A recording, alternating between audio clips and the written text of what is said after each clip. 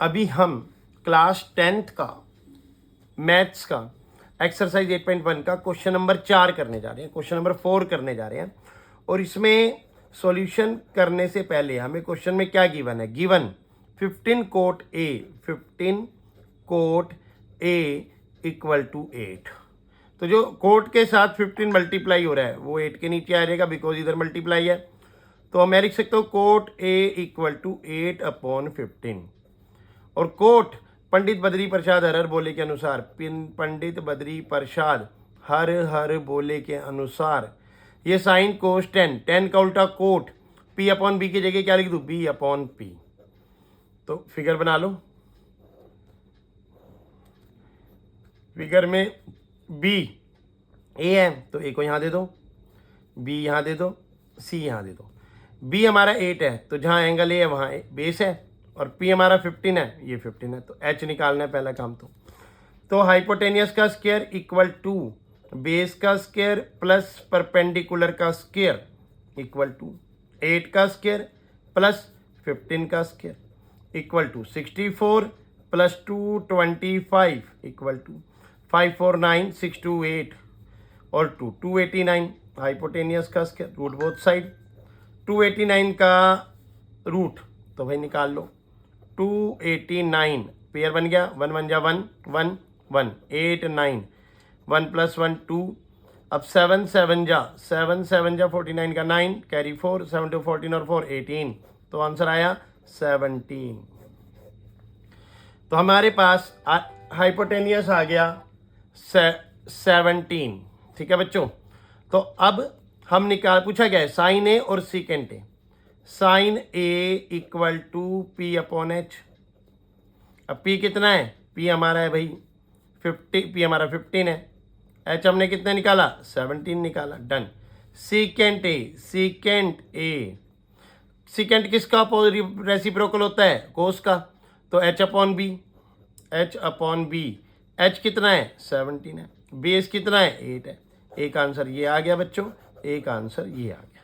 अब question number 5, given secant theta 13/12 solution.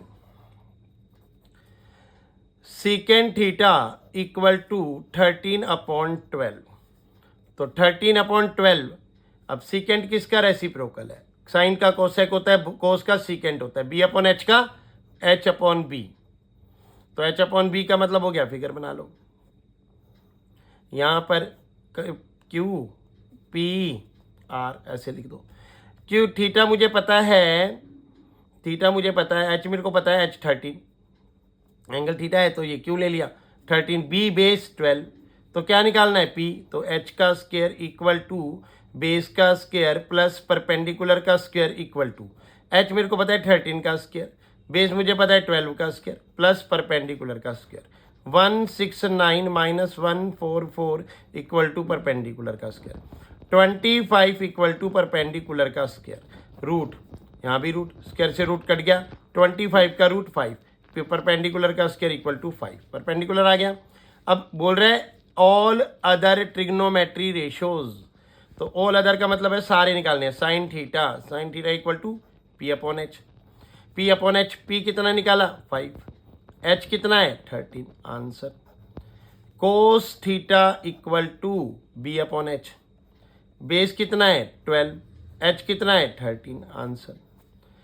Ten theta equal to P/B। P कितना है? Perpendicular कितना है बच्चों? यहाँ पर हमने निकाला 5, बेस कितना है? 12। कोसाइन हो गया, कोस हो गया, टेन हो गया। Cosecant theta equal to P/H का reciprocal H/P।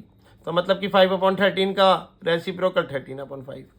Secant theta equal to B/H का रेसिप्रोकल H/B, और H/B मतलब 13/12।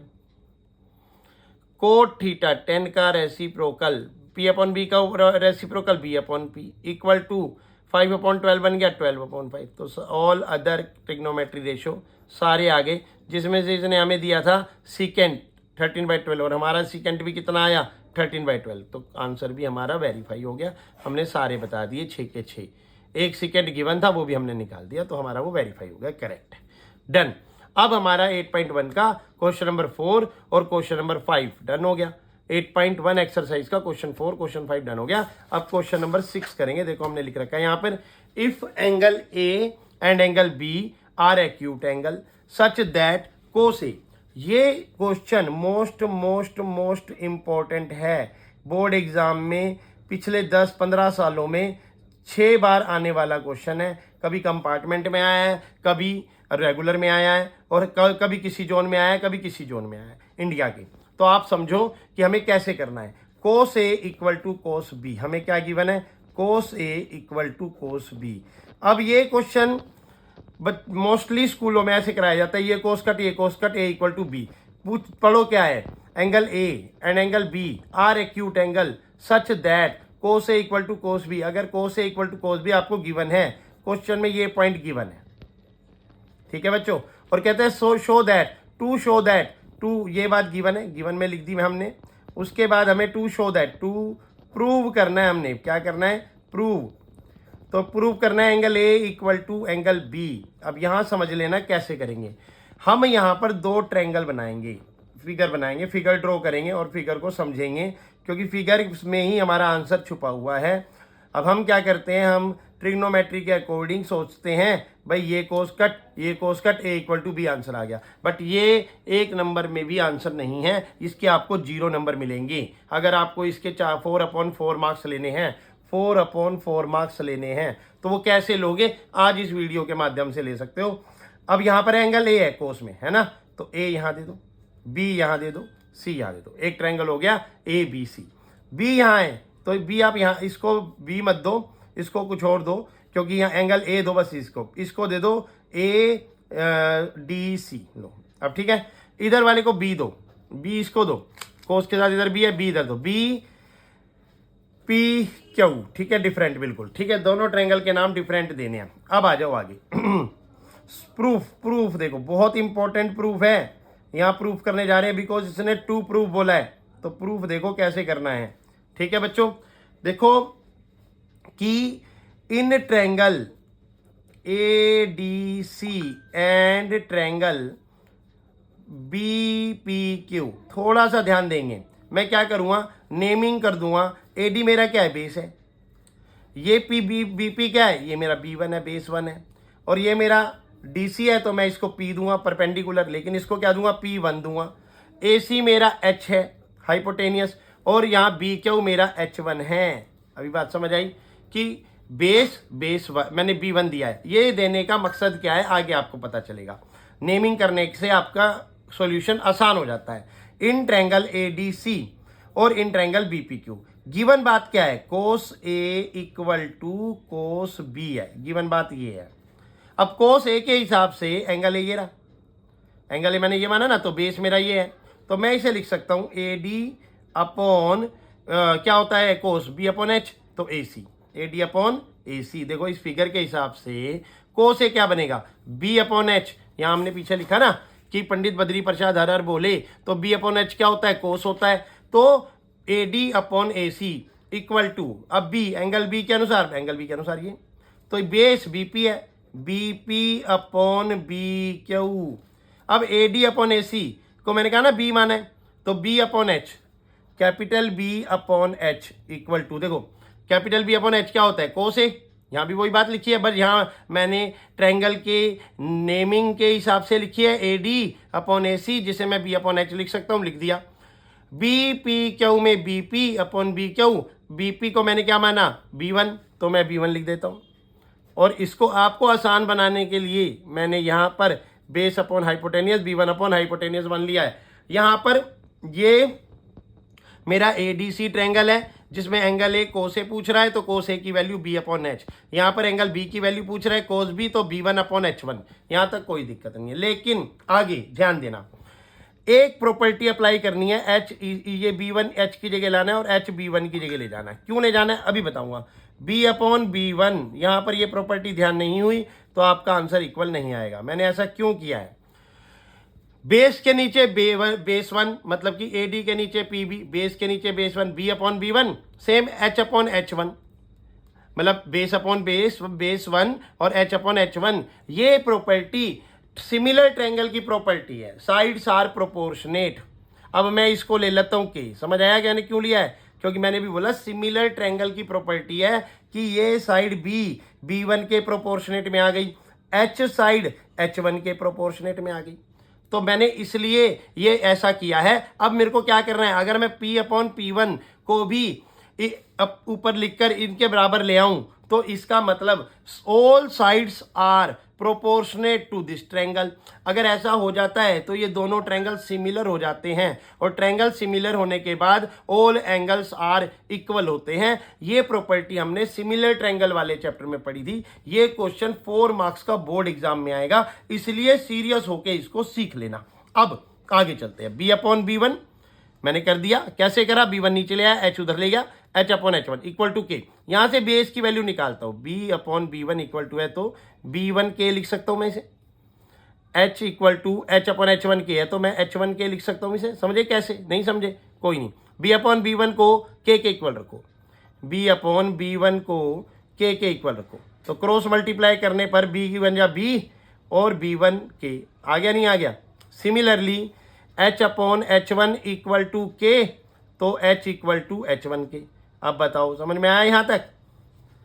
अब मैं ये कह रहा हूं कि P/P1 को P/P1 को ले लो। मैं कहता हूं कि CD/PQ ये प्रोपोर्शनेट प्रूफ करने हैं। कैसे करेंगे देखो, मतलब अगर ये दोनों के इक्वल हैं तो ये भी के इक्वल आ जाए। P की वैल्यू को मैं रूट में लिखूंगा क्या? H² minus B², H² minus B², पूरे के अपोन में मैं नीचे लिखूंगा P1 को H1² माइनस B1²। अब आप सोच रहे हो कि ये क्यों लिख दिया सर आपने? भाई पाइथागोरस थ्योरम कि H का स्क्वायर होता है B² प्लस P²। देखो H का स्क्वायर होता है B² प्लस P², तो मेरे को अगर P चाहिए तो B² उधर माइनस हो जाएगा, H² minus B² equal to P², तो H² माइनस B² हो गया, H1² माइनस B1² हो गया। अब यहां देखो ध्यान देना, H की वैल्यू क्या है? H की वैल्यू क्या निकाली? H1 के, तो मैं रूट में H1 के का होल स्क्वायर लिख दूं माइनस B1 के, B क्या है? B1 के है, तो B1 के का होल स्क्वायर लिख दूं, अपॉन में अंडर रूट में H1² लिख दूं माइनस B1² लिखूं। मतलब जो मैंने बेस की वैल्यू निकाली यहाँ पे वो यहाँ पुट कर दी बेस की जगह, और जो मैंने H की हाइपोटेनियस की वैल्यू निकाली H1 के, वो मैंने हाइपोटेनियस की जगह पुट कर दी। अब ध्यान देना इक्वल टू, अब ध्यान देना, देखो H1² अलग कर दो, K² अलग कर दो, H1² K² minus B1² K² upon पूरे के अपॉन में under root H1² minus B1²। यहां तक क्लियर हो गया। अब K² ऊपर दोनों में तो बाहर आ जाएगा, K² bracket start K² bracket start H1² minus B1²। देखो बच क्या रहा है? अगर K² बाहर आ गया रूट के अंदर से तो H1² ये बच गया माइनस ये बच गया, B1² ये बच गया। नीचे देखो H1² माइनस B1²। अब आपको क्या दिखाई दे रहा है भाई? रूट में अब अलग अलग कर दो, ये H1² माइनस B1² रूट में है, H1² B1² रूट में है, तो ये रूट वाला पार्ट रूट वाले पार्ट से कट जाएगा। क्या बच जाएगा? ओनली रूट K² बच जाएगा। क्या बच जाएगा? Only root K²। तो मतलब कि जो मैंने P/P1 लिया था, P/P1 लिया था, वो इक्वल टू किसके आ गया? रूट K² के आ गया, और स्क्वायर से रूट कट गया, इक्वल टू क्या आ गया? K आ गया। मतलब P/P1 equal to K। B/B1 हमने लेट यहाँ पे पुट किया था, put B/B1 equal to H/H1 equal to K और P/P1 इक्वल टू K। तो यहां पर ये 1 नंबर इक्वेशन, ये 2 number equation. From equation 1 and 2, from equation 1 and 2 से क्या हुआ? B/B1 जो K के इक्वल है, H/H1 जो K के इक्वल है, तो P/P1 इक्वल टू K से that all sides are proportionate, all sides are proportionate। आप सोच रहे हो कि बहुत आराम से तरीके से अच्छे से करवा रहा हूं, क्यों? क्योंकि ये बहुत इंपॉर्टेंट क्वेश्चन है। all sides are proportionate of triangle ADC and triangle BPQ। अब यहां पर ये प्रोग्राम क्लोज हो गया। अब आपको बता दूं, जब ऑल साइड्स आर प्रोपोर्शनेट हो जाती हैं तो यहां लिख दो ट्रायंगल ADC। सिमिलर का साइन जो 6th चैप्टर में है 10th क्लास में, और जो इंपॉर्टेंट चैप्टर है इस ट्रायंगल PBQ। यहां पर कौन सी थ्योरम लगी? यहां पर PPT थ्योरम लगी, बेसिक प्रोपोर्शनेट थ्योरम, और उसके माध्यम से इसको हमने सॉल्व किया। ऑल साइड्स आर प्रोपोर्शनेट हो गई, देन ट्रायंगल्स आर सिमिलर हो गए, so that angle A equal to angle B, hence proved. क्यों है ये भाई? क्योंकि ये प्रॉपर्टी है किसकी? सिमिलर ट्रायंगल की। सिमिलर ट्रायंगल की दो प्रॉपर्टी होती हैं, एक तो होती है ऑल साइड्स आर प्रोपोर्शनेट, और दूसरी होती है all angles are equal. All side are proportionate, एक ये प्रॉपर्टी होती है, all angles are equal of both triangles. All angles are equal, दो प्रॉपर्टी होती है। हमने ओ से कोस बी के इक्वल होने के माध्यम से इसकी साइड्स को प्रोपोर्शनेट कर दिया, जिससे ये दोनों ट्रायंगल सिमिलर हो गए। सिमिलर होने के बाद इसके angle A equal to angle B हो गया। Angle A equal to angle B हमने प्रूफ कर दिया, जो इसने 2 प्रूफ में पूछा था। अगर वो कह देता angle Q equal to C तो भी हम कर देते। यहाँ पर वो देता, फिर यहाँ पर C देता, Q देता, और यहाँ पर कोई और ट्रिग्नोमेट्री फंक्शन देता, कुछ भी देता, आप कर सकते थे। बस आपकी नॉलेज होनी चाहिए। इस क्वेश्चन को अटेम्प्ट करने के 4 आवर 4 मार्क्स कर लेने हैं, तो ऐसे अटेम्प्ट करना है।